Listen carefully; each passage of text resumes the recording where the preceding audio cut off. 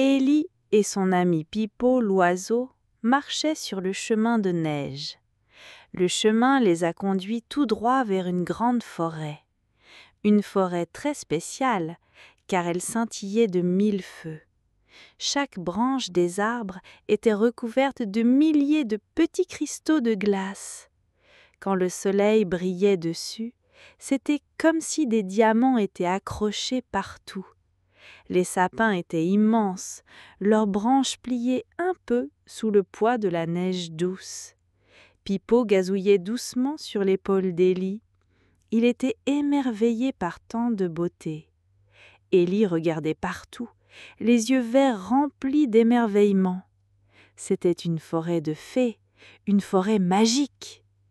Le silence était doux dans la forêt, juste le petit crunch-crunch des bottes d'Élie dans la neige. Soudain, un petit mouvement. Juste derrière un gros sapin, un petit lapin est apparu. Il avait une fourrure blanche comme la neige et des yeux tout ronds.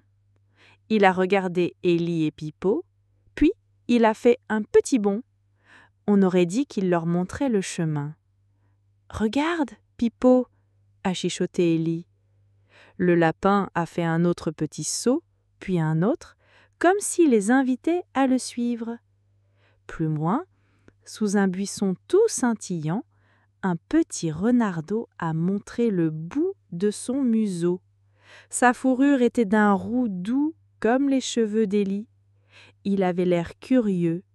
Il a remué sa petite queue, puis il a couru un peu, s'est arrêté et a regardé Élie. Lui aussi semblait dire « C'est par ici le chemin ». Élie a souri. Elle a compris. Les animaux de la forêt étaient là pour les aider.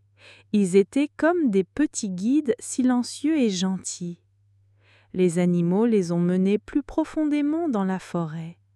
Élie a vu des écureuils avec des queues toutes touffues, des petits cerfs au bois recouverts de givre doux.